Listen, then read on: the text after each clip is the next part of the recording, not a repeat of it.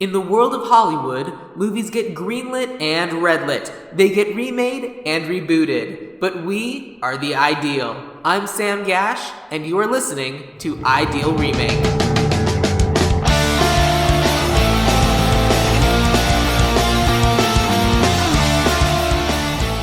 I should have been recording that, because that's not necessarily a bad intro. Hi, we're the two Sams, and we're coming in on the ones and twos, and you are listening to Empire Records. Not Empire Radio, because I thought this movie was basically going to be very similar to Pirate Radio. It is not. And I'm joined today by Sam Schifrien, who wanted to watch this movie. Did I mispronounce it? Yeah. Dang it! So close. I mispronounced everyone's last name. What's the correct pronunciation? Schifrien. Ignore the C and the last E. Schifrien. Yeah. My last name also ignores a C, so you'd think I'd be used to that. It is what it is. You did but you got that part right. Fair enough. Okay. So tell me why Empire Records? Well, back when I was a wee young child in the late 90s, and all my friends were into, like, Spice World and that kind of movie, I wanted something different. And I somehow, I think, discovered Empire Records probably in a Blockbuster or something. Makes sense. And it looked cool, or maybe it was on a cable channel. I discovered Empire Records in a Blockbuster is a very 90s sentence. Exactly. And this movie has been called peak 90s by some people. Oh, yeah. This movie is a time capsule. It is. Which, well, we'll talk about that later. Yeah. I mean, it's 92, 93, so it's not, like, it's, like, the beginning of the 90s. Well, it's 94 is when they shot it, and I think it came out in 95. Oh, did it? Yeah. I got the wrong... Someone lied to me. People do that a lot. They're monsters. Evil people. And so you watched this... Oh, yeah, you're right, 1995. So you saw this movie, you found it in a Blockbuster, and you're like, well, this is going to define my youth. I honestly can't tell you exactly how I came upon it. All I know is that once I, like, watched it, I was, like, fascinated by it. I thought it was really cool. And I think over the time, I would see, like, oh my god, these people actually have careers. Which is kind of the most fascinating thing about movies from, like, 10 or 20 years ago, is when you see, like, someone's first movie, and then you're like, wow. I think it's called The Outsiders. I've owned the DVD. It's been sitting on my shelf for a while, and I've never watched it. That's a fantastic movie. All of these people's first movies. I would have also done that for this. Yeah? We had to watch it in 7th grade because we read the book. Oh, nice. Well, at some point, you can certainly come back and we can talk about that. Fantastic. Now, all I knew about this movie going in, because I saw this movie blind, was the When did poster. you see it blind, Sam? What time is it now? It's 8:20 p.m., which means that I saw it starting 6 hours ago. Nice and fresh. Yeah, that's right. So I'm just absorbing this movie now, but I'm ready. Okay. But the poster is it's Corey on the with a bunch of other people behind her, and then it's a dog listening to the radio. And I was really excited because I was like, okay, there's going to be a doggo in this movie. And there's no dog in this movie. I'll be honest, I never noticed the dog on the poster before. Really? Never. You just thought that was like the white background between like where the legs were? I always saw their faces, and I never looked down. If there's a dog, I'm going to notice it. Yes. And you're going to say hi. That's correct. I feel as though if there's a defining characteristic of our relationship, it's the fact that I say hello to dogs. Especially tiny ones. Especially tiny dogs. Would you like to do an impression of that? It goes a little something like this. Hi, tiny dog! Scene. It's good. Wonderful. Thank you. I would have slow clapped, but I didn't know how the audio was going to work there. We'll find out. Yeah. I'm excited to listen back and see if it cut worked. it. Yeah, probably. You know, we tried. Yeah. But it's such an interesting movie because it is such a time capsule of that era that I kept sitting there watching it and going, I don't know how I'm going to do this. I don't know how we're going to talk about this because I don't know how this movie can be remade because it is such a product of the time and such, I don't know. It's like, because it was a record store right before they started closing. Yeah. And so, I don't know how you do that. Well, they're making a musical, apparently. They're attempting to make a musical. That makes sense. Because that's a remake, but it's a remake where you can do the same thing again and not live in the same universe. Well, here's the thing about a remake. And time. You could, in theory, make this now and still set it in the 90s. Absolutely. That was my thought. The problem is that the part of what I think makes this movie work is that it is also a nostalgia movie. We get to see the things and we are reminded of the things that we saw when we were a teenager. Like, I sat and watched this with my friend Ed, and he was saying, I saw this when I was not the actor's age, but the characters they were portraying's age. And so I immediately identified with them. And so I don't know if I was watching this for the first time as an adult, how I'd feel. So you need to appeal to the kids, to the young people. And if you do that now, it's going to be a completely different world. That's true. Also, that wouldn't be one of the whitest movies I've ever seen. No, that's something else that we can talk about later. Yeah. And I think that is something that, a lot of movies had that issue, I think, talking about them, looking back. But the thing about this movie that always kind of has grasped me, and I guess I did see it as a teenager for the first time, and maybe you do just appeal, you don't necessarily have to appeal to kids, but you can appeal to us. Yeah. And maybe seeing it as an adult for the first time, it's different. Or, like some movies, I don't know if it could ever be touched or should be touched. Well, but we're going to have fun. We're going to have fun with it. Yeah. One of the thoughts that I had was, what if you do... Unfortunately, my pitch for this, my first idea was, it's a sequel. It's still Empire Records, but it's Empire Records now. And now instead of it being bought out by Music Town, it's, why is there still a record store? No one's shopping here. I think there's one big record store left in Tucson, Arizona. And I'm continually surprised that it's still in business. Because, I mean, to be fair, property value in Tucson is not very high, so I can't imagine rent's very high. But it's still a big store, and they're still selling records. And other than us and our crazy hipster friends, I don't know that many people who collect records. I was going to say, vinyl does feel like it's making a comeback, but that might be where we live. I've heard of vinyl making a comeback. I've also heard of cassettes making a comeback. That's new for me. Yeah, cassettes are making a comeback, but that's just full-on hipsterism. Yeah. Vinyl makes sense because it theoretically sounds better. Yes. And I think cassettes are supposed to sound better than CDs. But who can say? Who knows? Crazy people. People who listen to a lot of things on many different types of media. Did you listen... So the music that was in this movie, was that the music that you listened to when you were growing up? Well, there's a little bit of everything in this, and I think I did listen to a little bit of everything, so it's probably fairly representative of my taste growing up, as I found recently, like looking back over some mixed CDs that I had made. Ooh. Yes, especially the ones where you could design the covers for it. I thought it was really cool, but let's say it was quite eclectic. You had a print artist and were making all the CD covers? I was very excited by it. Yeah. I don't remember the name of the thing, but it was great. I was Sam's Mix 1, Sam's Mix 2. I was very creative with the names. Absolutely. And it's if you're making a mix, that's the perfect birthday gift for anyone in your life. I was going to say, now I could just bring it here and give it to you for your next birthday. That's true. You could. That would kind of be amazing. Yes, except for the fact that now it's on record and everyone will know and it won't be a surprise. Interesting. Yeah. Anyway. Back to the movie. By the way, the other thing that's interesting is it took place over the course of a day, which I think is awesome. It's very... like Dazed and Confused, I think, no, Dazed and Confused wasn't. What it's else? Very classic theater. Yeah, and like, if you look back, like, let's say Dazed and Confused. Let's say Dazed and Confused. Those kind of things. Movies of that time, the pacing was different. It was cool. It had like an indie feel. Yeah. Well, this movie was a mainstream movie, but it feels very much like an indie movie today because it's a middle budget movie, right? Well, yeah, it also did very badly because the people who they were trying to appeal to when it came out are the sort of people who would sneak into movie theaters. Or just not go at all because they were like too cool for it or something. Yeah. Damn the man. Save the Empire. That's right. We're going to say that at least 17 more times. Well, I was considering opening the podcast with Happy Rex Manning Day, everybody. But that dude is not cool. He's not. Though, as you are credibly challenged, he is the lead in Grease too. He's the dude on the motorcycle? He's the cool rider. I have seen that movie. He is the lead in Grease too. I remember enjoying that movie. I also enjoyed that movie. I'm legit curious to watch it now. Yep. Because I remember it being so campy. And that's from my perspective as an adult, having watched it as a kid. I will say that watching things now, movies that I used to enjoy, like I watched this over and over again, Grease 2, same thing, over and over again. I have interesting perspectives on versus Dazed and Confused, which I will also say higher quality movie than the other two. But I watched that for the first time as an adult. And a movie that is escaping me, it came out like a year or two ago. They were a baseball team in Texas.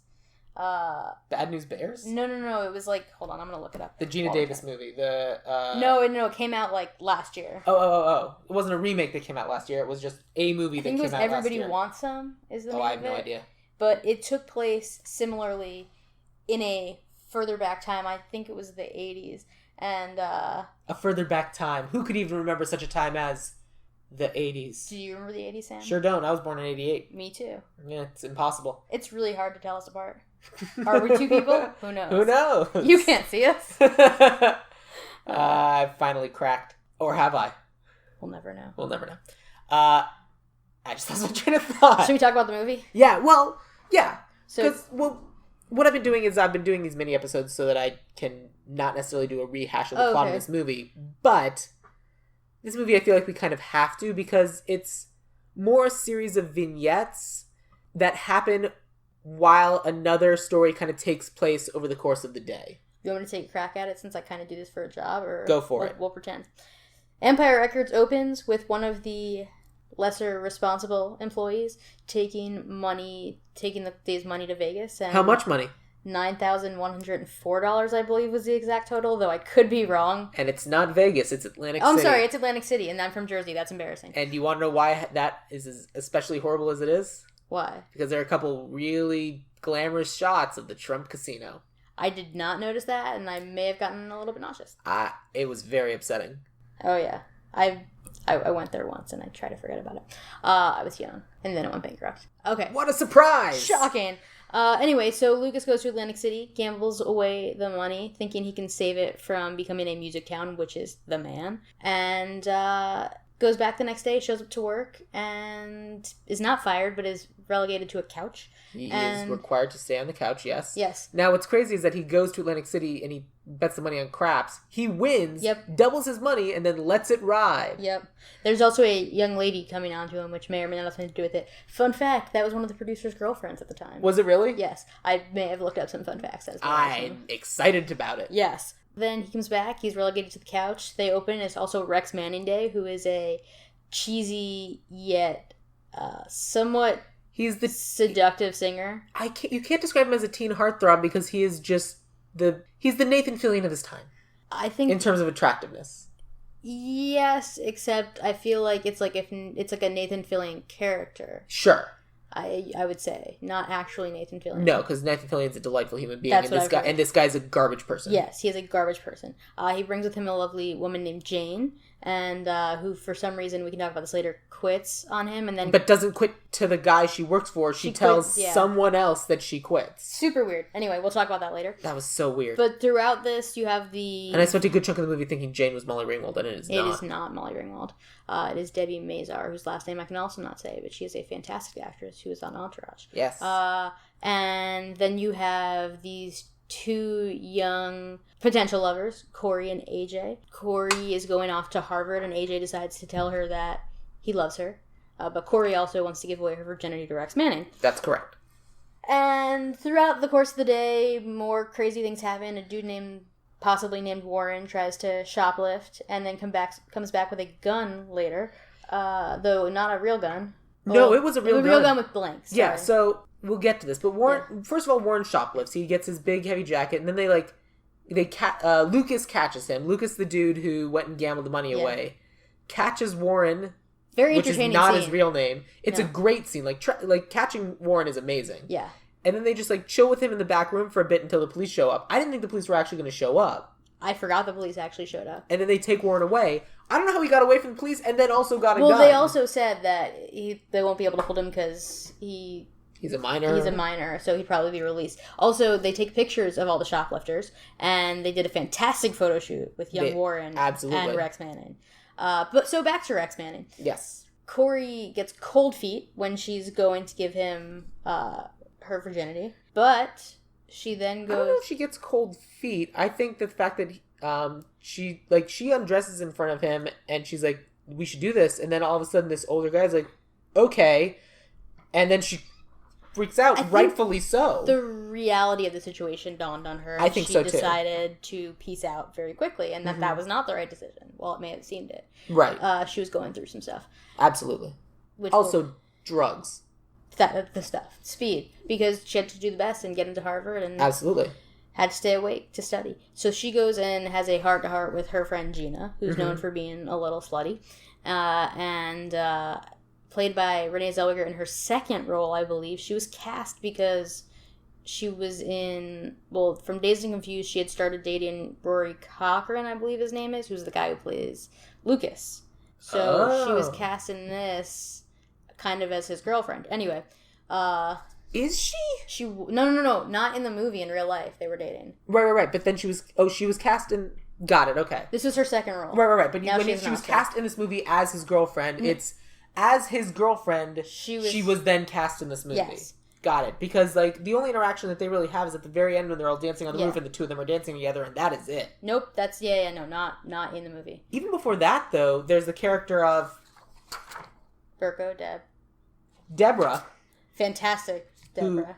She's amazing. Like, she walks in and shaves her head in the bathroom. Which, fun fact, the actress Robin Tunney, that is her actually shaving her head. Oh yeah, I was watching the scene and I was like, there's no way that this is fake. This is definitely happening right now. Yeah, they covered it with 3 cameras and everyone was I was reading something where they're like, no one knows what someone's head looks like bald until you see it. Right. So it was a real experiment. Yeah, and that had to be like the first thing they shot. Yeah, and her character struggled with severe depression, I would say. And they do a whole... Would you think it's severe depression or just, like, she was cutting her wrists. She was, but I think it's because she was having a really, really hard time. Because it wasn't until she has the moment with Corey in the bathroom and she's like, wow, everyone's dealing with some fucked up shit. That she's like, oh, okay, it's not just me dealing with all of this stuff. Everyone else is too. Yeah, but I think that's when she actually opened up and led to a really interesting scene, which was her funeral. That was a cool scene. A fake funeral where she's lying there and everyone else is telling her how they want her to stay because they had noticed that her wrists were wrapped up, and she admits that she tried to kill herself with a Lady Bic. Yep, with the moisturizing handle. Yep. So, I mean, if you're going to go, might as well moisturize on the way out. I don't know. Look, everyone's got to feel pretty. Yeah. So, I guess, Lady Bic. When you want to feel pretty, even to the last moment of your life, Lady Bic for all your needs. Sam, you could go into marketing. I should not. No, my sister would kill me. That's what she does for a living. Okay. So back to Corey and Gina and Rex Manning. Yes. Their one break, which is later brought... They come back together. They renew their friendship over Deborah's funeral. They do, but Gina went and... slept with Rex Manning. Like, she went in and was like, you should sleep with me instead. And he was like, yeah, okay. Yeah, he doesn't care. You're an attractive 16-year-old. Why wouldn't I do this? I don't think she was 16. I think she was meant to be a little older. Well, I guess if they're going off to college, they could be 17 or 18. In my opinion, I think the other ones were like late teens, early 20s, and unless like specified, like I think like Mark was supposed to be like a teenager. Yeah. Played by an actual 16-year-old at the time, who then went on. He's still acting. Oh, yeah. He's on Grace and Frankie now. Yep. Ethan Embry, who is not credited as Ethan Embry. When I watched this movie, one of the people I was watching it with recommended that Ethan Embry would actually be fun casting for Joe. That would be funny. And I thought that was a fun idea, but I ended up not going with any of the original cast, just because once you start going down that road, you need to have like this person over here and hiding this person here, and what about this person over here? Exactly. And while you certainly could do that, then you have a Lady Ghostbusters situation on your hands where you got to find a spot for everybody. And at the very end, in comes Ernie Hudson. Yep. Ernie Hudson. I'm perfectly happy putting Ernie Hudson in this movie. Yeah. If you want it to be at the end, he could be the reporter who's reporting on the fact that Warren Beatty shot up Empire Records. Yes, because Warren, when they ask him his name, says his name is Warren Beatty. Yep. Okay, so so let's talk about that for a second. That joke works in the 90s. What's his name now? If you were to remake this movie right now, what would be the fake name that would be the equivalent of naming him Warren Beatty? George Clooney. Sure. Brad Pitt. I gender flipped Tom Hanks. I gender flipped Warren. Okay. So Taylor Swift.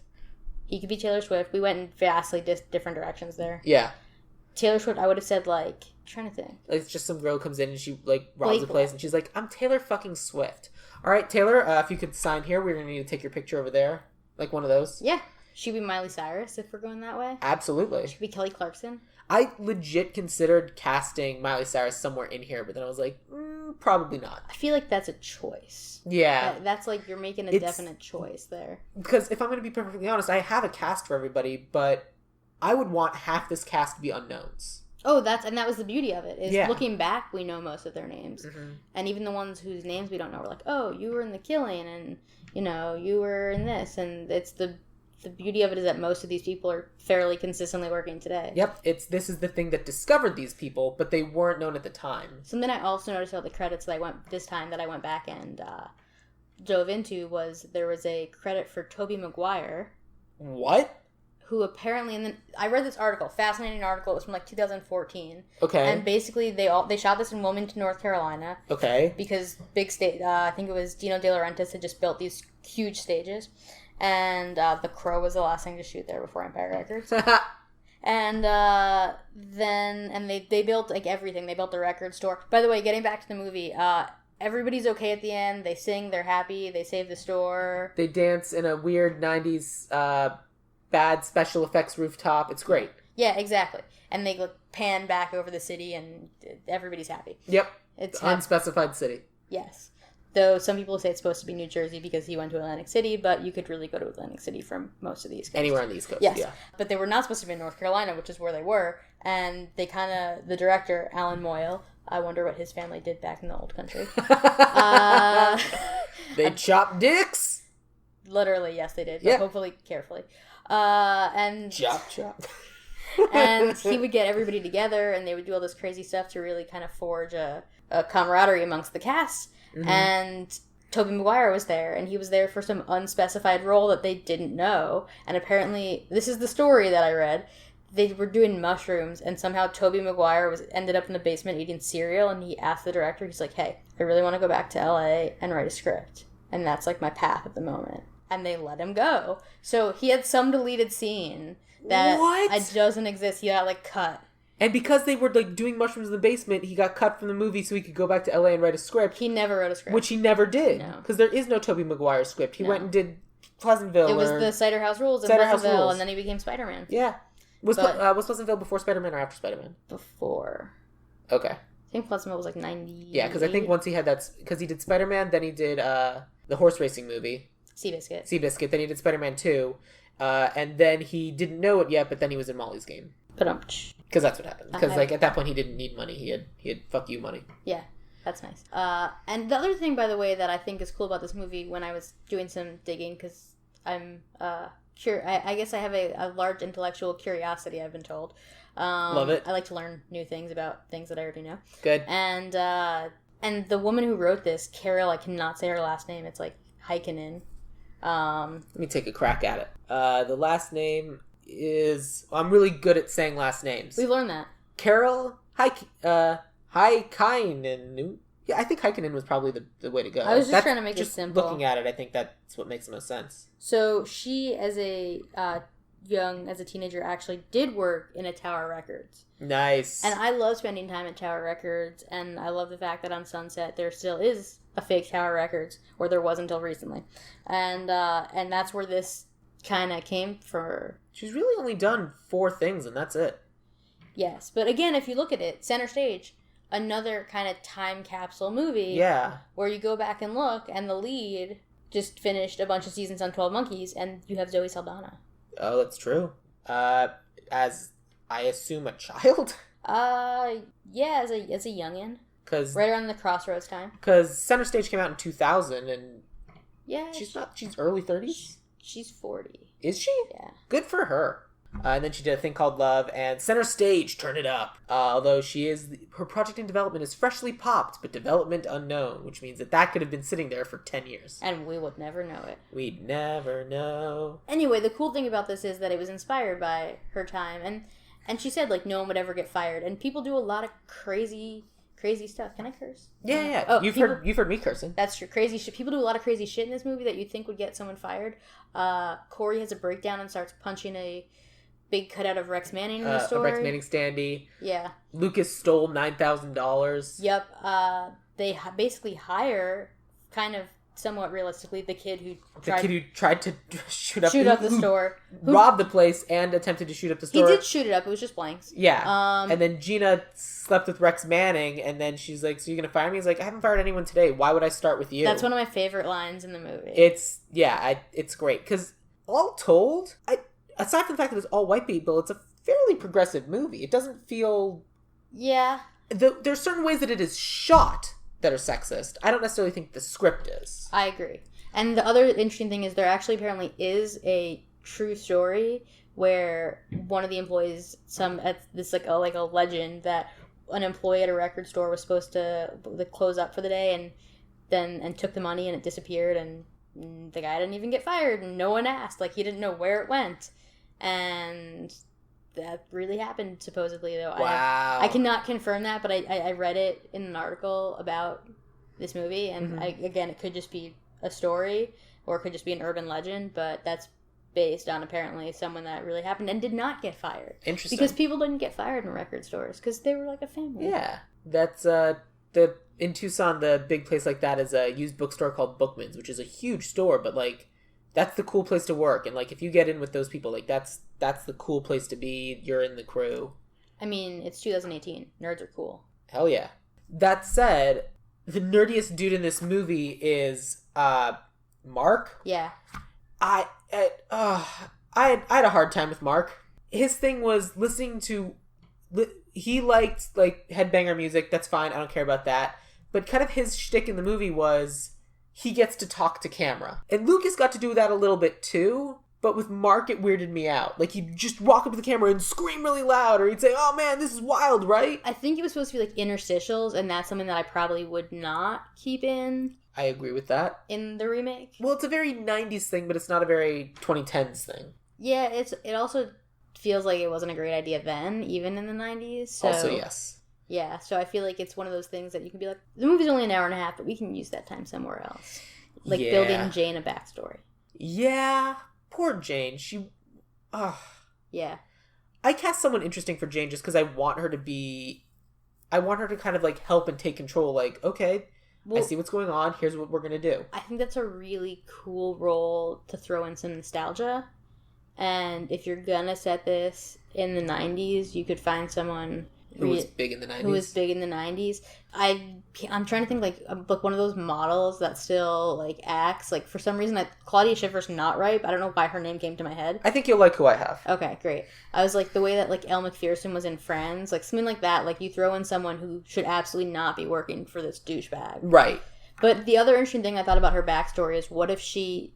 Because you kind of wonder, why is Rex Manning at this store? Why, like, this random small-town store? They say a little bit, yeah, but the interesting thing would be if Jane actually worked at Empire Records back in the day, and maybe that's how she knows Joe. That would make more sense. And then she comes back and brings him back. She's like, hey, look, I used to work here. They're good people. Yeah. And something like that, where she actually has a history with the store.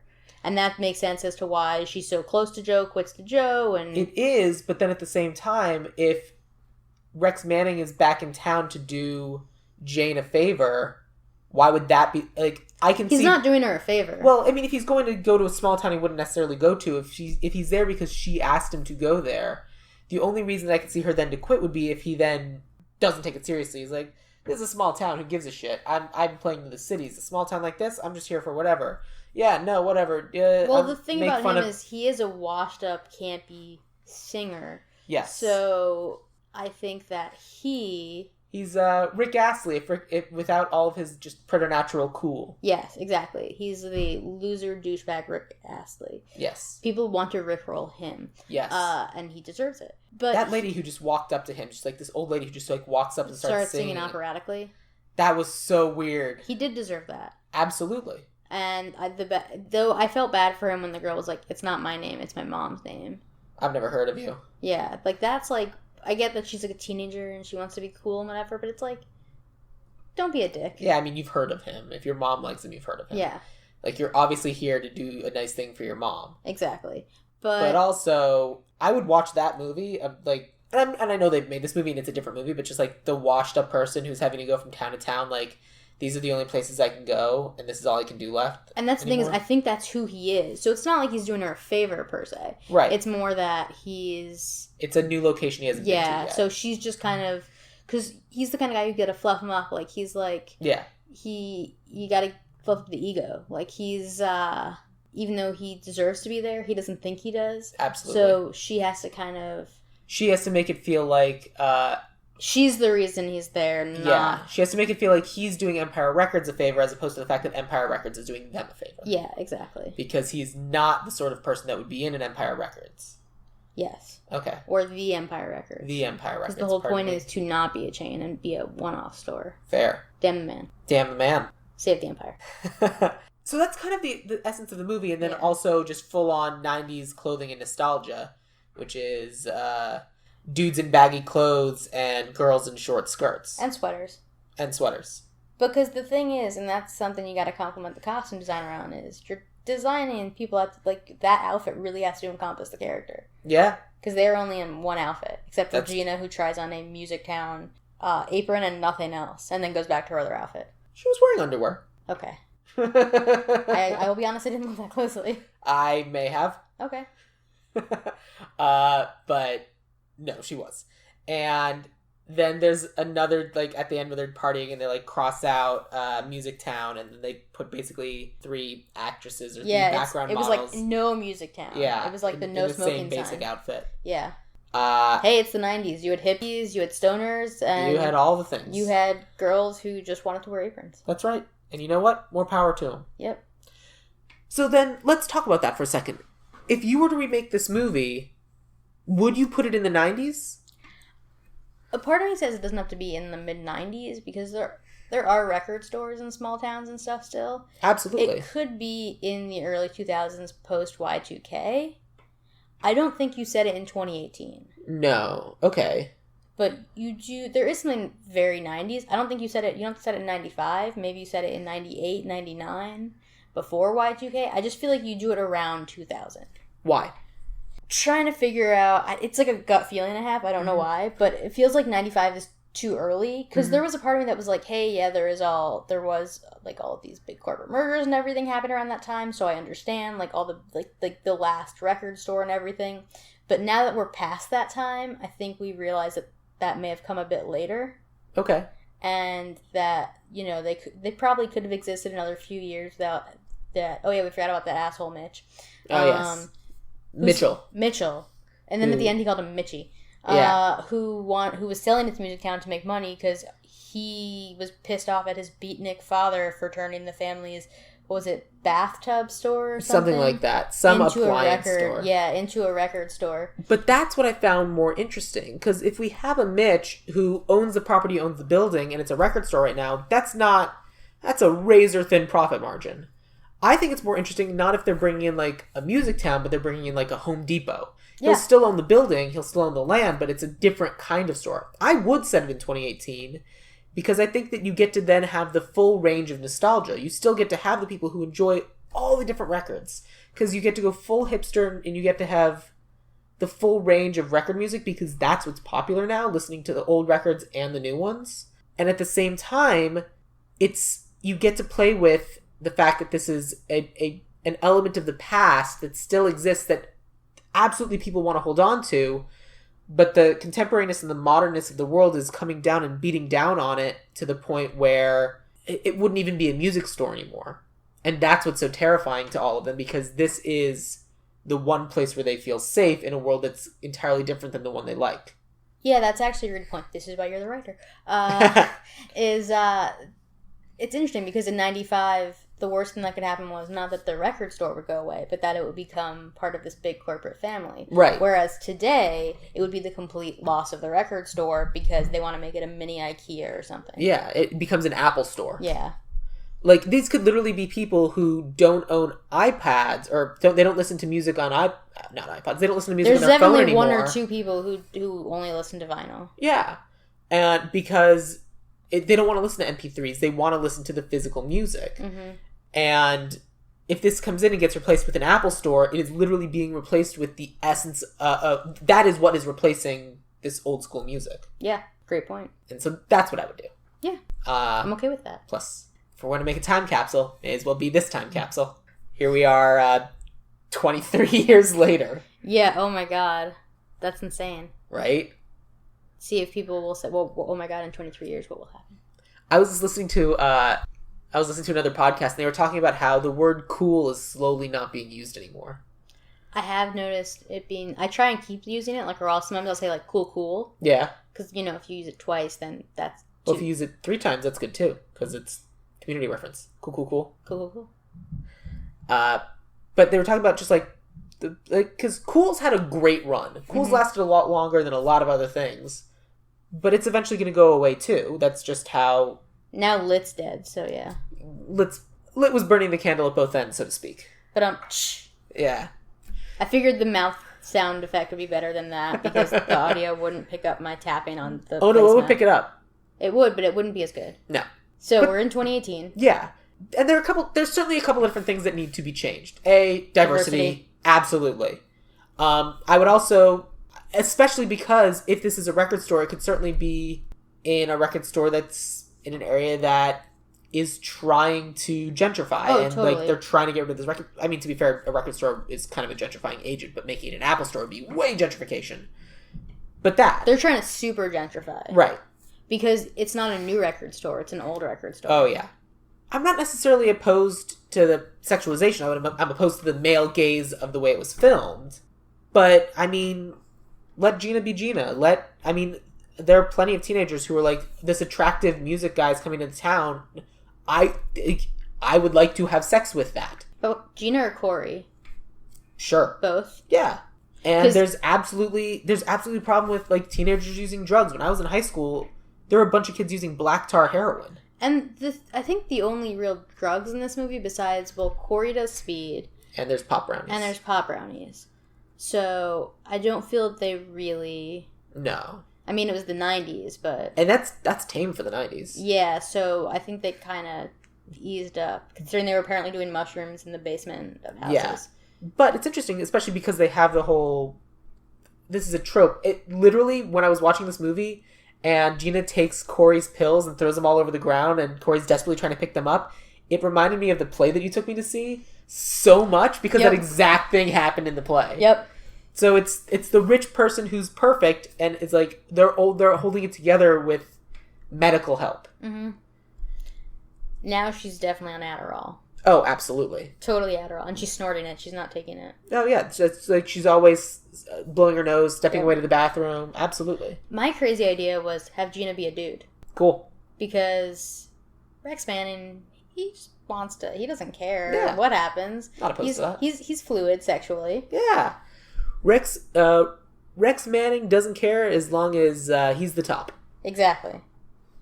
He doesn't. As long as his work gets done. Yeah.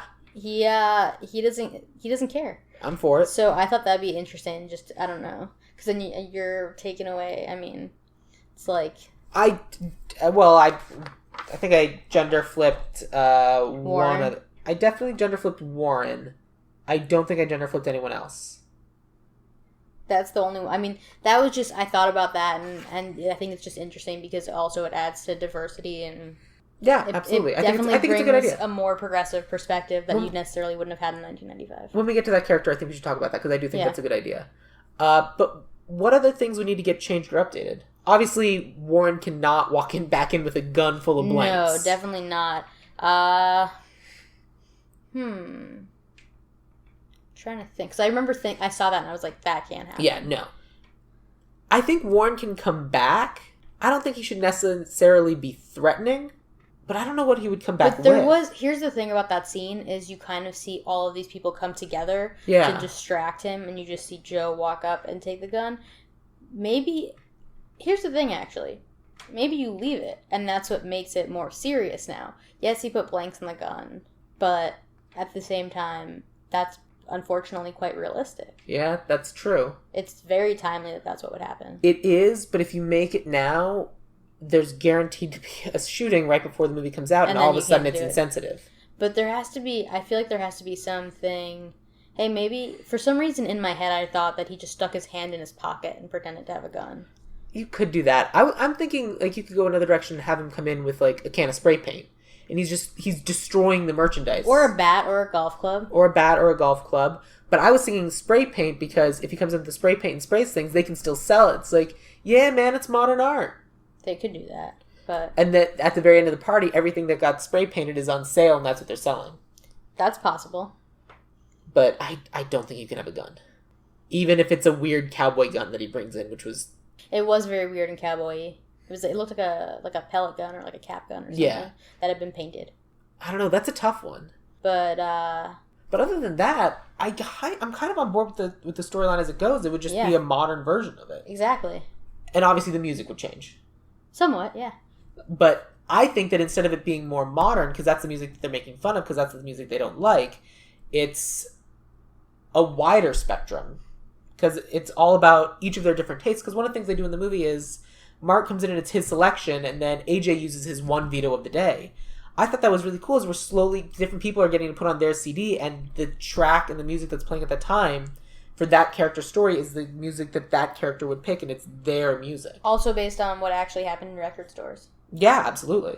So, I do feel like that's interesting, is being true to how these people really were and how they felt, and, you know, the them being anyone who worked in a record store as a teenager. But, yeah. And there's going to be a bunch of young people, teenagers, whatever, who have these shitty jobs, and it needs to tell their story. And it is interesting, because the thing about a record store, like a lot of these kind of jobs, is you have people who, and I think this is like a quote from one of the articles, was it's like the best job they'll ever have, because they're probably going to go to college and become like, I don't know, just like a data entry or resident. Yeah, like it's just going to be like, they'll be like a data entry person or sell insurance or something. And working in a record store as a teenager will be the thing that they look back on. Yeah, it's the job where even on the day you're not working, you go in just to hang out. Yeah. So that's what I think I kind of always enjoyed about this movie. Absolutely. It's like a time, especially when you see it when you're at a time in your life where like you're going to different high schools or colleges, and you think about like that family that will never exist again. But right. Yeah. Your first job family. Mm-hmm. And then I would also put a dog in the movie. There should be a dog in the movie. There should definitely be a dog in the movie. There should be a dog in the record store. Yeah. Well, it's a record store, so it'd be a record store cat, more likely. I'm going to say a dog. I prefer a dog. I think we're going to say a dog. And I think it'd be funny if, like, every so often, like, all right, whose turn is it to walk? Empire. Sure. And, like... Oh, no, I'm sorry. His name is Vinyl. Ooh, good name. His name's Vinyl. Good name for... So, whose turn is it to walk Vinyl? They walk Vinyl, then all this stuff happens, they come back, and it's what I miss. Every time it's what did I miss. Okay. Side note. So, I mean, because if there's going to be a dog in the poster, there should have been a dog in the movie. All right.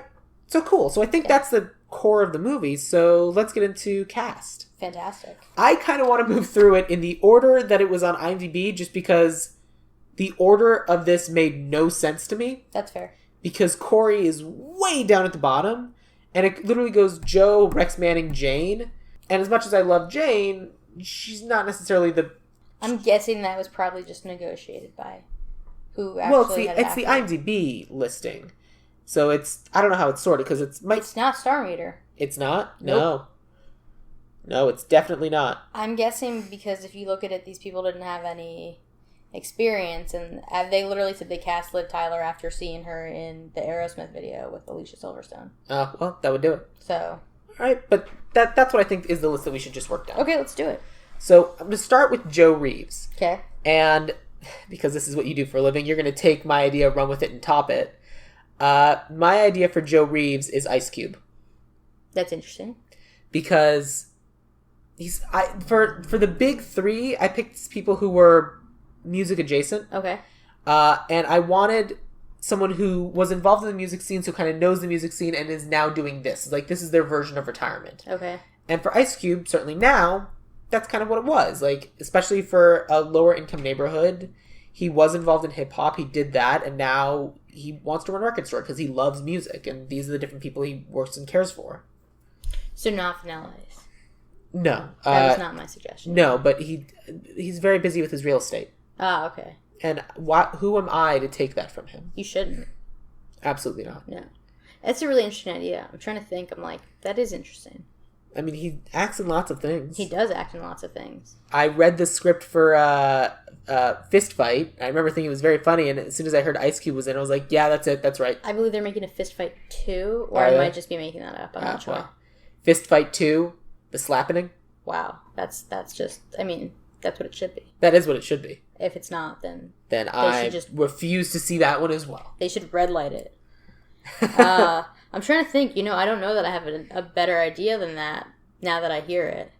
Because, and you had mentioned Ethan Embry, which is also interesting. Yeah. But there is something that just taking somebody from, like, the 80s and 90s music scene. Well, the suggestion that my friends who I watched this movie with, Ed and Simone, shout out Ed and Simone, they were like, well, Mark Maron would be perfect. No. And he kind of would, but he would have to not be Mark Maron. Yeah, that's he's perfect in terms of look, but he only plays Mark Maron. Exactly. He's fantastic in Glow. Yeah. But I just think, like, that's who he is. And there's just a certain tone that you have if you put Mark Maron in that role. Right. Like the guy in his garage. And you want that. There's something, here's the thing about Joe. There's something a little mainstream about him. Mm-hmm. He's edgy, he's cool, he plays the drums. But at the end of the day, he's still a manager of a record store. And he will protect his people. Mm-hmm. And, this is like a really weird idea. But John Stamos, who is not, unfortunately, I wish he would greenlight something. I would consider putting John Stamos in as Rex Manning. That also would work. I was thinking he's much more of Rex Manning. I don't see him as good old reliable Joe. For some reason, I'm picturing someone playing the drums, and I'm picturing him playing the drums with the Beach Boys in Full House. Yes, which was also a defining moment in my childhood. Absolutely. And John Stamos at a Beach Boys concert was the first concert I ever went to, and it was just because I happened to be with my parents at a thing at the. I'm just trying. I also saw a Beach Boys concert very early on. But basically, I'm trying to think if there's honestly in my head I'm thinking of drummers. Yeah. Unfortunately I don't think, and he's not a drummer, but Pete Wentz starting to act. He's not old enough. Right. You have these people who are just kind of on the cusp of people, and I'm either thinking of people who are just too young. I mean, you could theoretically in 20 years cast Miles Teller, but that's not going to be a good decision. No, because he drummed in a movie, but he wasn't a drummer. Right. I'm thinking of why can't I think of any drummers now? I don't know. Travis Barker. No, not right. But I'm literally thinking of drummers from, the 90s. Right. And who is acting now? Maybe one of the Good Charlotte guys? Well, if there's one thing we know about drummers is that they die very easily. They die? Yes. You just go through a whole series of drummers. I got nothing. No. It's, oh man, now I'm blanking on it. It's Spinal Tap. It is. Okay. It's Spinal Tap. Okay. Spinal Tap, their big thing in the movie is that they've had 16 different drummers because they keep dying in freak accidents. That makes sense. So maybe so we'll go with Ice Cube. Yeah, let's go with Ice Cube. He doesn't necessarily need to be drumming, although everyone likes drumming. Who doesn't like drumming? I was almost going to say Ice-T, but I think I'm just thinking of Ice now. Yeah. For Rex Manning, I also wanted someone who, real world, famous musician, had their time, sexy, but now they're doing other things. Mm-hmm. So it's kind of got to be Justin Timberlake. Interesting idea.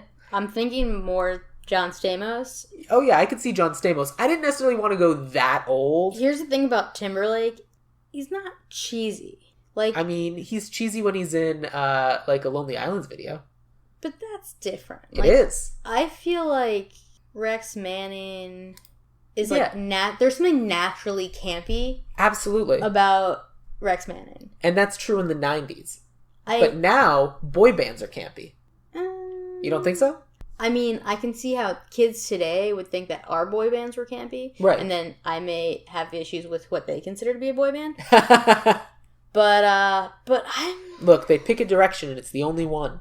There is only one direction. There is only one... Except now because they're not a band anymore, right? I don't know. I think they're not. Maybe. Who knows? But I'm wondering if there's got to be someone more campy, a campy musician. Sure there is. But I specifically wanted someone because you got to make the music video, and it's got to be a music video that is believable, right? So it has to be a real life person. Part of me is well, then you just jumped to Andy Samberg, but I think that's too far. That's too far, and I also think he's too young. Not that Justin Timberlake is not the exact same age as him. They're probably about the same age. But I legitimately feel like Andy Samberg's more current than Justin Timberlake. Or, wait, ready for this? Paul Rudd. Interesting. I don't know why I went there. I just did. He could certainly play the drums. You know who would look great, though not campy in a ruffled shirt? Mark Ruffalo. You know what? He would. That would be a fun idea. Could rock. I'd put him in anything. Yeah. But that said, do you want to go back and make Paul Rudd Joe Reaves? Yes. Instead of Ice Cube? Maybe.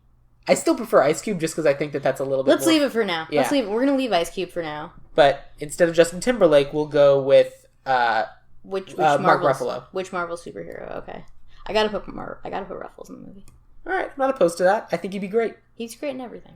And then for Jane, his assistant, I chose Juliette Lewis. Interesting. Because she's sort of a contemporary with Ice Cube, but it's a different world. But it's the sort of thing where I could see them both having similar origins. And she certainly has an amazing track record of things that she's done. But I also could see her very much working on something that's beneath her. It's like being an assistant, like working on something that's not quite the level that she expected she'd be working at, but she took it because it was a job.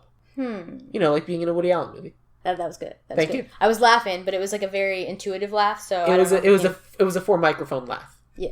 Yes. Not like that. Not like that. There's something. Is it weird that I think there's something too indie about her, which I know is what we should be going for, but like, I feel like you need someone more mainstream, and I used air quotes there, just to get that across in the pod. Sure. I would. I'm trying to think here. But I feel like that's the right age. Like mid-40s? Let me just check. I want to see how old she is, just for my own edification. She's 45. On. Oh, you knew that? Yeah. Huh. I feel like, because Debbie Mazur was like probably in her 20s. Right. That's how it was then, but how old was Joe? That's true. And so I don't want to do the mid-20s hooking up with the early 40s. Yeah, that's weird. Not that there's anything wrong with that if you're both consenting adults, but we can do better. I think we can do better. Hang on, I'm thinking here. I'm putting on my head. For some reason, like, I don't know why someone like Shailene Woodley popped in my head who's not right at all. No. But I'm like, just like, we gotta find the middle. I mean, if you're going to live in the world of Shailene Woodley, why not Nicole Kidman? That's a jump. I think, who am I thinking of? Or wow, now my brain just went to 13 going on 30. I'm like, might as well bring in Jen Garner. You want to... I don't... I don't. But now I'm in that space. Because like, you need someone who's not recognizable. Yeah. And I feel like that's the case for... I mean, I cast recognizable people. But I didn't cast, like, A-list celebrities. How about Winona Ryder? I'm not opposed to that. I think Winona Ryder would probably be great. Yeah, let's go with Winona Ryder. Okay.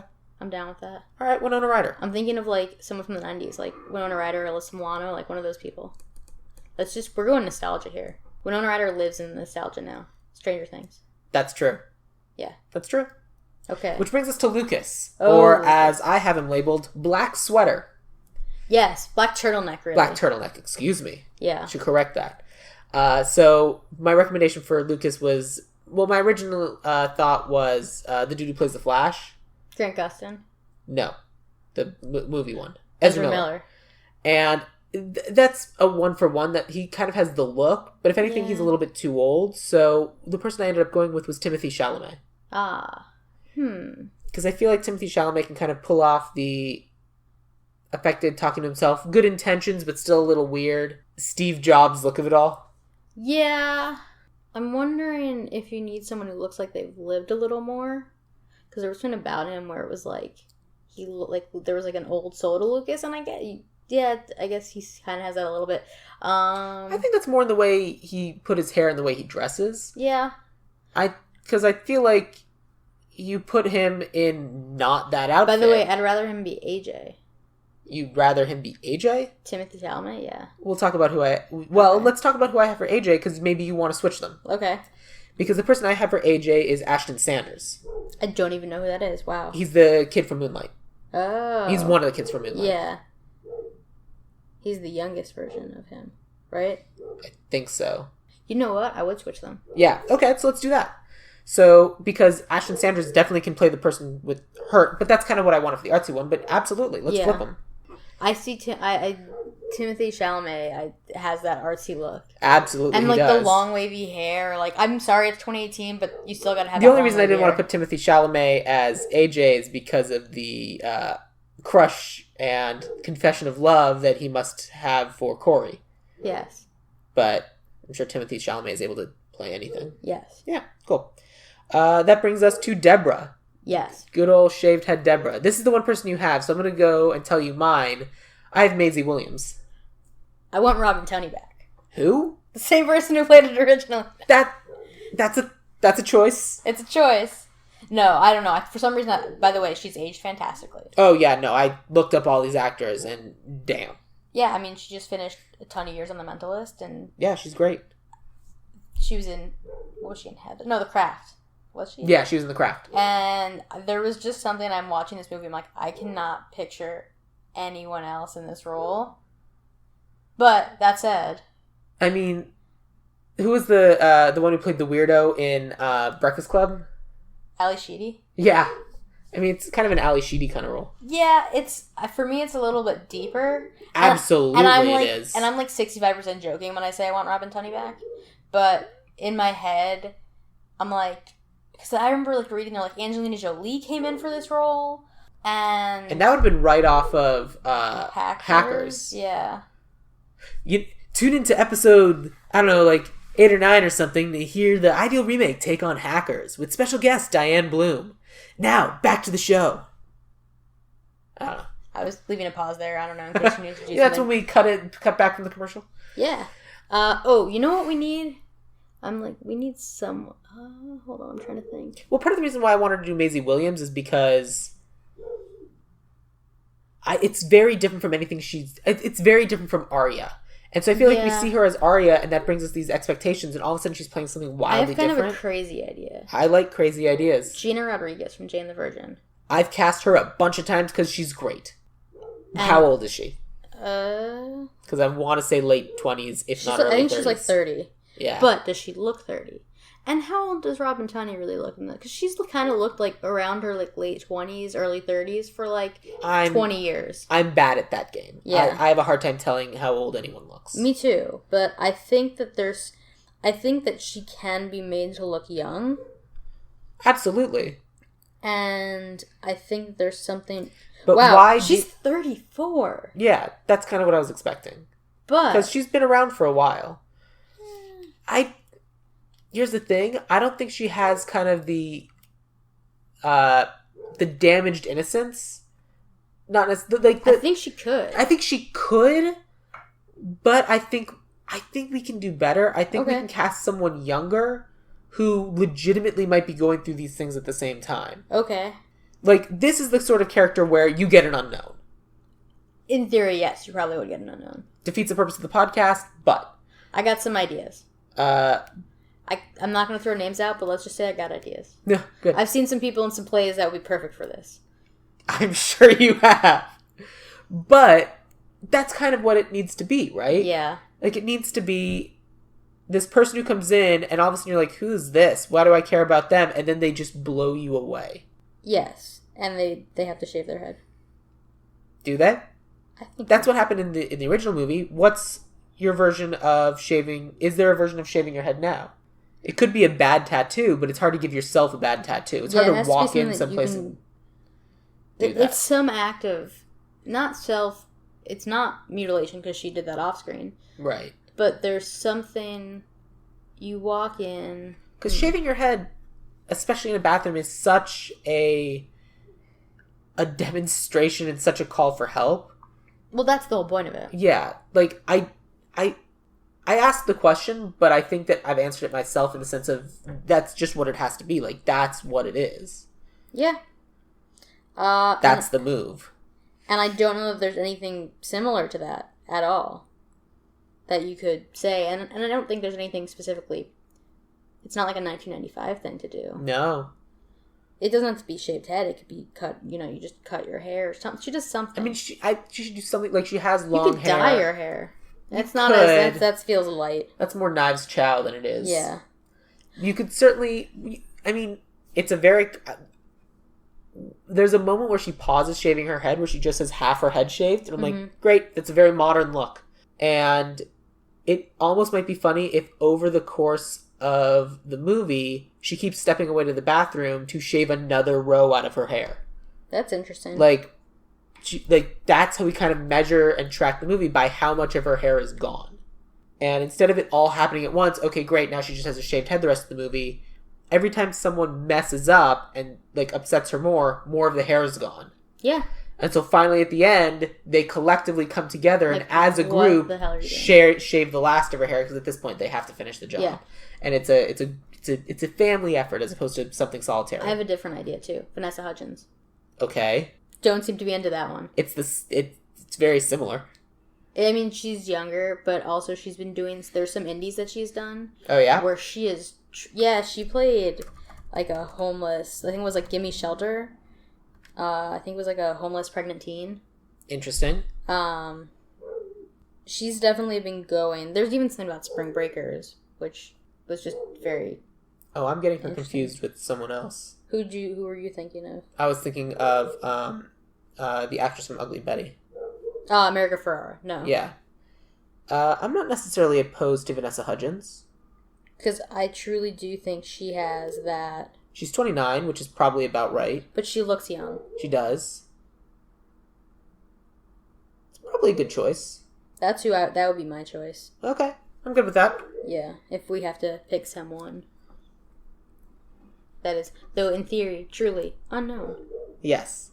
Ideally unknown, but in reality, I almost wrote unknown. They did, when they were casting for Ready Player One, mm-hmm. I remember they put it, we want to get, Wade Watts be some unknown person, so we're going to go out and look across the entire country, we're going to find someone. I remember I submitted an audition, I filmed one for my roommate, we did this audition because, this is a really good idea, because especially he's supposed to be the everyman, let's bring someone in. And then they cast Cyclops. Because it's what they do. Yep. I didn't like that movie, but that's not the reason why. Let's talk about Gina, the blonde. Okay. Who I was saying we gender flip. You were suggesting we gender flip? I have China Anne McClain. I'm going to look her up. She is the younger sister in Black Lightning.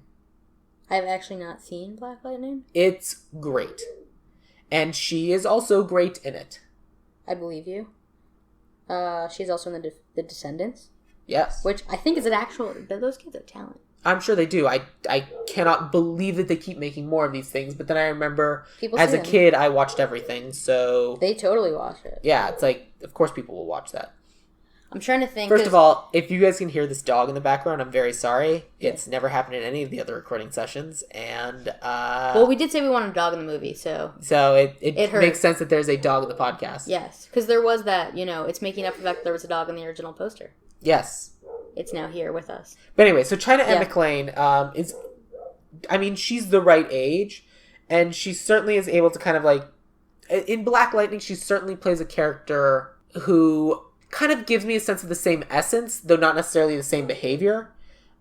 She's just a sweet person whose circumstances make her do things that she wouldn't necessarily want to do, but she's able to do it well, and she's a competent person who cares about the people in her life. That's fair. My gender flip idea... Yeah, who do you have? ...is Casey Cott, who plays Kevin Keller on Riverdale. I haven't seen Riverdale. He is the... I mean, he's playing, I think, the gay best friend, and he's, the one gay guy in a small town. Okay. But he's also a really good actor and has a fairly interesting social media presence. Oh, yeah? And yeah, it's just, it's hilarious and very everyman. All right. So I like the idea of a gender flip, and especially because I bet Mark Ruffalo would be into it. Forgot about that. Look him up. I just worry that you're casting another generic white guy you're replacing a woman with a generic white guy. That is fair. I'm looking at a picture of this guy, and he is generic white guy. Generic white guy make generic white guy. Wait, can I throw in a better idea for X-Manning? How nostalgia do we want to go? Priestley or Perry? What? Jason Priestley or Luke Perry? Take one of the 90210 guys. No. I just want to say Why is that person best friends with a 18-year-old girl? Why is he best friend? No. I meant for Rex Manning. I went back to Rex Manning. Oh. I went back to Rex Manning. No, we're done. Okay. No. Just figured I'd go back there for a second while I was looking at the Riverdale cast on my phone. Yes. Okay. They're a good source of angsty young people, but I have certainly dipped into that well often enough. I didn't this time though. Okay, so China Anne McClain, or I'd put her in anything. This would be a totally different role for her, like Zara Shahi, who's in Blackish and Grownish. You're gonna like who I have later in this. I actually looked at her as well. The reason why I didn't is because she is now known for playing a college student, and these are high school kids. That's fair. Gina doesn't have to be a high school kid, though. That's the thing, is that the only people who we know are high school kids. She doesn't have to be, but I feel like it's better if she's a contemporary of Corey, because she's getting to see her best friend go off to Harvard, and she's not. Yeah. And that's what I think makes her character interesting, is that she's still the supportive person, even though it's killing her inside. But if she's a year or two older, I think it's still okay. I'm sure it is. Yeah. I'm sure you're right, but I like it better when they're the same age, because it's literally... She's still having to be the supportive friend to this person who has everything, and this other person who never once checks in and sees how she's doing and where she's going. Anyone else I feel like is too old. Is going to be much older than anyone I'm thinking of. Because I'm looking up. I want to check one person's age, and then we're going to see. And besides, you don't know who I have for Corey yet. I don't. There's no age on here yet. I was thinking of Candace Patton, who's in The Flash, while we're talking about The Flash. Who's she in The Flash? She is Iris. She's great. She's awesome. Too old. But she's great. She looks like 24, but yes. Yeah. I mean, she's definitely older than 24, but yes. Okay. But yeah. So let's go with China Emma Klein, just because I think she's cool. And so then for Mark, the red-headed weirdo, I had Cody Smith-McPhee. Okay. That's just a different kind of weirdo, just because a 90s weirdo and a 2018 weirdo are going to be a little bit different. They are different. I agree with that. That's fair. There aren't that many young character actors. There's not it's hard because hold on, there was a kid that just popped into my head. And by the way, it might be him. Hold on one second. What am I thinking? Is it who plays Nightcrawler in the X-Men movies? I don't know. That's not what I was thinking of. Asa Butterfield. Oh, I looked him up. Spell his name? ASA Butterfield, just like it sounds. I did look him up. Asa Butterfield. I looked him up. He's young. He's 21. I looked him up and I was like, this kid still looks like a child. Yeah. And I liked that, but I wanted him to look a little bit older than the person I had for Warren. Because I think Warren needs to look the youngest, for sure. Okay. And the person I have, that won't be a problem. And I like Asa Butterfield. How much of a character weirdo is he? The thing I was thinking of him from was Miss Peregrine's Home for Peculiar Children. Oh, is he a good weirdo in that? He's a fantastic weirdo. Everyone in that movie is a great weirdo. I need to see that movie. I haven't seen it yet. He is the weirdest of... maybe not the weirdest of the weirdos, but he's the important weirdo. I'm for it. It's super weirdo. What's his weirdo thing?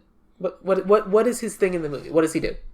I can't remember, but he's I don't want to spoil anything for those who haven't seen it, because anything I say I think might spoil it. As I try and decipher. He plays the character of Jake. Yes. He's also Ender Wiggin. That's what I remember. I looked him up. Yeah. But even that movie wasn't good. No, but there was something as Ender where he was also the outsider, and you can see that. There's something... I mean, theoretically, everyone in this movie is an outsider for some reason. Of course. So just casting an outsider isn't necessarily the thing, because that should be all of them. Of course, yeah. Do we want him to be the pothead? Pothead is funny even now. Yeah. All right. He can be the pothead. I mean, if you feel strongly, I'm not opposed to doing Asa Butterfield. Yeah, I'm cool with that. Who is next? Next up is Burko. Oh, Burko. Who is the stunt casting actual rock and roll person. Yeah, it was supposed to be Billy Joe Armstrong from Green Day, but it was Coyote Shivers, who was married to Liv Tyler's mom at the time. Right. So, that's the 90s version of that casting. I also have a question. Do you need Burko? You do not, but it gives you an opportunity for the kind of song at the end, and all 90s movies end in songs. So, I have stunt casting, someone who can kind of drift in, drift out. It's pure stunt casting. Okay. Also, I think it's fun. Chance the Rapper. That's a really interesting idea, because I was thinking Harry Styles. Right. I honestly think Chance the Rapper is, even more so than Harry Styles, kind of widely beloved. That is true. And he has been in commercials, he's acted in stuff before, but you're casting him because he's a musician and he does different musical things. And you have him in there because he's the person in this group who's legitimately good at the music thing that they're trying to do. Okay. So I just thought it was a fun idea. I'm good with that. Cool. And then we've got Warren, who is listed higher than Corey. I don't know why. That is interesting. I don't know why. Yeah. Let's not try and decipher IMDb logic. Makes no sense. Nope. I had some fun casting for Warren. Cool. Daphne Keane. I'm not even... You've seen Logan, right? Oh, her, yeah. Yeah. Interesting, because I was thinking Hudson Yang. Hudson Yang. Who's he's the kid from Fresh Off the Boat, but he's growing. Right. He's growing up. We've used him for something else before. I don't remember what. He's a cute kid. The reason I picked her is because she can play Hurt real good. Yeah. I don't know necessarily to play Hurt. You know what I mean? Yeah. It's comes from a broken past something, but also can kind of go back and forth between very angry, very sweet. That's true. I do like the gender flip there. Right. And also and if we do end up giving her a gun, it's all of a sudden a little bit less menacing than a crazy white dude with a gun. That is true. Or she can just knives and just kill people. That would be hilarious. Because you want nostalgia. Absolutely. Recent nostalgia, but it's nostalgia. It's future nostalgia. Future nostalgia. Is there a special word for that? Foralgia? Forstalgia. Foresight? Yeah, that's you. That's kind of who I had, just because I thought that I think this was literally the character that I cast first, just because I was like, I need to find young people. I was going through this whole list of young people, and I was like, oh, that's Warren. But that was the joke where I was like, all right, she comes like, all right, kid, what's your name? I was like, Taylor Swift. I'm fucking Taylor Swift, or I'm Taylor fucking Swift, whatever. All right, great, Taylor. Here's what we need you to do, and just take her. And so they just call her Taylor Swift the entire movie. And it's also, but the thing is it as funny if she's taking the pictures with Rex Manning? Yes. Okay. It's two different of the entire movie. It's the two superhero people taking pictures together. That actually is funny. It's Hulk and X-23 taking pictures together. Okay, fair.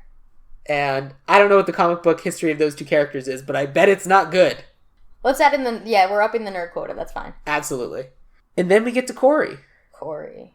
Who I have Sasha Lane. Again, you know all these people so... This is so funny. I spent... I basically, as soon as I got home from the movie, I spent all afternoon researching this. Hold on. Oh, American Honey, that was a good movie. Yeah. I picked her because... Well, because she's great. And also, when you were recommending The Girl from Blackish, and I was like, we could, but... I would rather her be Corey, by the way. But my question is, do you need it? I feel like we gotta up the name quotient at some point. I feel like this is the place to do it, though. I agree with you. To do the unknown or to do the... No, to up the name... To up the name quality. In my idea, that's where you throw in, a Yara Shahidi. Great. That's what I would do. Because then let me see Corey, and yeah, that's what I say. Looking up Yara Shahidi. She got into Harvard. So an acceptance with a recommendation from Michelle Obama. Wow. I'd put her in anything. Okay. And she is exactly 18 years old? Yes. She put off, I think, college for a year or something to... She put off Harvard? Yes, to do Grownish. That's insane. I think. I could be wrong about the timing, or maybe they're doing it around her school. Well, if she got into Harvard, then it makes perfect sense that she's playing Corey. Exactly. You could literally just have her playing herself. She got... how'd you get into Harvard? All right, it's Michelle Obama. So Michelle Obama wrote me a recommendation. I'm just like you. But it wasn't Barack, it was Michelle. That's better! I think it would be harder to get a recommendation from Michelle than it would be from Barack. Yes, but it doesn't serve the purpose of the Oh, I know. It's a funny line. Yeah. Well, who wrote you a recommendation? The lady who runs the IHOP. She's the only person who'd say yes. Why didn't you get Joe? He said no! Exactly. But yeah. Yeah. All right. I got it. It's Yara Shahidi and Mark Ruffalo are the two that I'm sticking with. All right. Okay. Yara Shahidi it is. That's fine. Fantastic. Which leaves us with two cast members, and then we'll get into writer and director. Cool. Eddie, the druggy guy, who kind of drifts in and out and shows up with pizza, and Mitchell, in that order. So Eddie, the druggie, is the one where I was like, we can go a little bit older with this one, because he's kind of the burnout guy who's working at all these different places. Rory Culkin. Interesting. Because he looks like it, but also... I raised you Kieran Culkin. Kieran Culkin's two together. Is he? Have you seen him in the new TV show he's in? That's acting, though. It is. Okay, right, ready? Macaulay Culkin. Oh, but then he'll break the movie. Macaulay Culkin's on the nose. No, I'm just naming Culkins now. I know. I'm literally naming Culkins. I'm out of Culkins. I like Kieran Culkin. I saw him in Embry Goes Down when I was in high school. He's amazing in Scott Pilgrim vs. the World. My favorite Kieran Culkin role? Father of the Bride. Really? Love that movie. Great. What is he in Father of the Bride? He's the younger bride? son. He's the younger son. Oh, good. He's the kid. He's Steve Martin's son. Poor Culkins. Look at Succession. He's doing great. He's doing great. But that's kind of what I thought. Because, you cast a Culkin, all of a sudden there's a lot of baggage with a Culkin. But also, you look at Rory Culkin and I'm like, yeah, that guy does drugs. Yeah, you could do that. Or, hey, you could throw... No, Hudson Young's too young for that.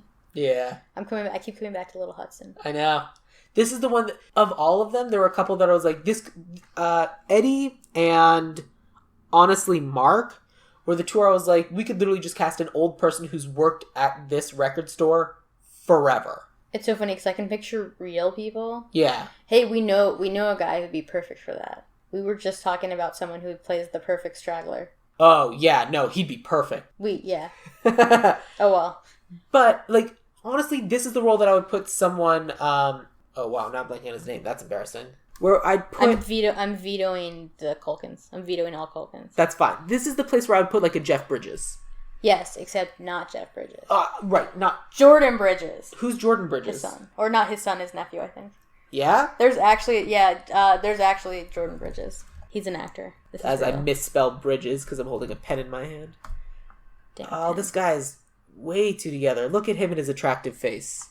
That's his headshot. This is a press photo. This isn't a headshot. That's what he uses as There's a shadow behind it. You don't use that as a headshot. I mean, look at this guy. I'm still with it. Look at his boring white guy face. I mean, I'm sure he's great. Hey, if you really wanted to just throw in a joke, if you do it as like a kind of cameo, you got like Jason Segel. I think we can wait, I can... No. Better than Jason Segel would be the guy who played Jay in Jay and Silent Bob, Jason Mewes. That's the correct casting. Yeah. All right, that's who we're going with. Yeah. Jason Mewes? Yeah, Mewes. Yeah. So, but that's kind of the idea. It's someone who's literally been at this record store longer than Joe, longer than anyone. Like, he was originally hired by Mitchell's dad and just never left. Yeah. He's happy doing this. He found his bliss. That's his thing. Yeah. And that's, in a way, enviable, I suppose. In a way. Yeah, he's happy. He's living his best life. Yeah, why not? That's the thing. And then that brings me to Mitchell. Yes. For Mitchell, I intentionally went younger. I intentionally went, look at this little shit telling people what to do. Interesting. Freddie Highmore. I've been thinking about him for a couple roles. Yeah? Yeah. Like, I can see him being the contemporary, like, he's the Benny in Rent. He's the person who could be their contemporary, but they all hate because he went to the dark side. He is on their level, but works for the bad guys, essentially. Yeah, I was thinking of the male lead in Crazy Rich Asians. Henry Golding is his name. I'm sure he'd be great. Now, I'm not sure how old he is. That's the one thing. I mean, at this point, he just needs to be an adult. I don't care how old he is. Yeah. His age is conspicuously absent from his IMDb, which means that he's older than he looks. Yeah. But yeah, I'd happily go with that. I'm good with he that. certainly is good at playing someone who comes from money. Exactly. That's a fun idea. He just has this look to him, like you can see, and it's different than the character I believe he's playing in Crazy Rich Asians. In that, it absolutely is. He accepts his money a little differently. Yes, I do need to see that movie. Me too. But yeah, absolutely, I'm for it. Cool. So that's our cast. That brings us to our writer and our director. I peeked at your list. We might have the same idea for writer. Oh yeah? Yes. Because I had two different writers. Like, I'm bouncing back and forth between two ideas. I had Kenya Barris, who's the writer for Grownish, simply because it's that right kind of capturing the spirit, and he definitely has a penchant for music, and I think that he'd be good. But I think one of the things that this movie is lacking is, I mean, it was written by a woman, but you need to make sure that you still have that, because it's the female high school experience in the 90s is different than the female high school experience now, so you kind of need someone who's able to capture that as well. I still picked someone older, but that's why I have Stephanie Savage, who was a writer on Gossip Girl and Runaways. Mm-hmm. And so I don't know who would do the first pass, who would do the second pass, but kind of something that both of them wrote. See, I have a female director idea, so that's why I'm okay with Kenya Barris, but we're going to have a conversation We'll about have director. a conversation, yeah. I mean, I'm perfectly happy just going with Kenya Barris. There had been something that I've been pushing him for that was very similar to this. Oh, yeah? Yeah. All right, we'll go with Kenya Barris. I actually have a couple of female ideas but yes. Then let me go first for director. Yes, please. Because the director that I picked specifically because he does a lot of music videos as well. Oh, that was my thought too. And specifically goes through and like has a sense of music, has a sense of this world. Same. Spike Jonze. I had Floria Sigismondi. Tell me who that is. She did The Runaways. She's a little bit darker than Flori. I found her. I just clicked on the wrong name. Done a ton of music videos. She did the TV show The Runaways? No, the movie about Joan Jett. Oh. With Kristen Stewart. Okay. And she's done a ton. And she does a bunch of music videos. So many music videos. Here's a picture of her hanging out with Kristen Stewart. Fantastic. Yeah, I don't know. And, alright, so I definitely see those. And she was a director for an episode of American Gods. She's done The Handmaid's Tale. All of these are very dark. That's what it's dark. But then you have Kenya Barris. I mean, Kenya Barris puts the words in their mouths, but yeah. She establishes tone. I would also let Catherine Hardwicke direct anything. Catherine Hardwicke? Who did Twilight, but was the production designer on Tombstone, which is my favorite fact about her. Probably lean more towards Catherine Hardwicke, because she's done lighter things, like Dirty Lies and Till It Happens to You. You know, fun stuff. Fun things. Not everything dark. Hell on Wheels. Eye Candy. I don't know. I would let her direct anything. And I think she has a cool style. I'm not familiar with anything she's ever done. Not that I have to be, of course, but... We should talk about Lords of Dogtown. That's actually the most relevant credit, probably. I have seen Lords of Dogtown. Is that what she did? Yeah. That is what would convince me. If she did Lords of Dogtown, that would be... And you can't, like, her production designer credits, Vanilla Sky, Antitrust, Tombstone, Three Kings, like, it's just... She's super varied. What has she done in relation to music? Because I do think that's important, because I feel like you have to let music... That is fair. Tell the story of this movie, and I feel like that has to be such a huge part of what we're doing. Then maybe we go back. I mean, because music is fun, and it's kind of I've been watching a lot of Great British Bake Off. It's the icing sugar on the top of your tarts, but I feel like for our version, especially now, I feel like it needs to be more the rose water that you mix in for flavor. Wow, in your tarts. That's so British. It's Everything so British. You said was just so British. I stand by it. Okay. I'm not going to try and do a British accent because that would just be insulting to a lot of people. I'm sure they can handle it. Yes, they definitely could after that. It's going to be all right. Then I got to go back and think. Hang on. Music. I'm trying to think. There was someone else who I'd had on a list recently who had done music videos. And I was like, oh my god, she did all these amazing music videos. And I can't remember who it is. And it's not going to come to me. There's a woman who did Katy Perry videos. I'm literally looking up Beyonce music videos. Okay. The person I found has done a lot of music videos. She was a director for a couple episodes of Master of None. Ooh. And she's an executive producer on Insecure. I'm intrigued. And the rest of what she's done is music videos. I am intrigued. And she's also in the process of directing. She's in pre-production on a movie called Queen and Slim. She's a director of something called City of Saints and Thieves. And A Brief History of Seven Killings. Okay. So she's done the comedy with Insecure, and she's done the music. This woman's name is Melina Matsoukas. Yes. That is the other person who was on that list. I could not remember her name. 100% yes. And I feel like that's kind of what we need. 100%. That's the other name on the list. Great. What's the list? It was female directors. Nice. I was specifically looking for, because the Beyonce music video, she came up in conversation because I was listening to people talking about, like... She's awesome, yeah. Yeah, different, Beyonce things that have been done. And, yeah, she's awesome. Fantastic. Cool. I'm happy with that. So let's go through what we got. Fantastic. Let's do it. We are remaking Empire Records, setting it today and making it more modern. Instead of it being replaced with Music Town, it's going to be replaced with an Apple Store, and it's more about old school record music dying than it is and being replaced with modern iPods and whatnot than it is with more mainstream music. And so for our cast, we have Joe Reaves being played by Ice Cube. Rex Manning will be Mark Ruffalo. Jane is going to be Winona Ryder. Lucas will be played by Ashton Sanders, and AJ will be Timothy Chalamet. Deborah will be Vanessa Hudgens, or ideally some unknown who gets this opportunity to solidify herself in stardom. Gina will be played by China Ann McClain. Mark is going to be Asa Butterfield. Burko will be Chance the Rapper, for fun. Warren is going to be gender flipped into Taylor and will be played by Daphne Keane.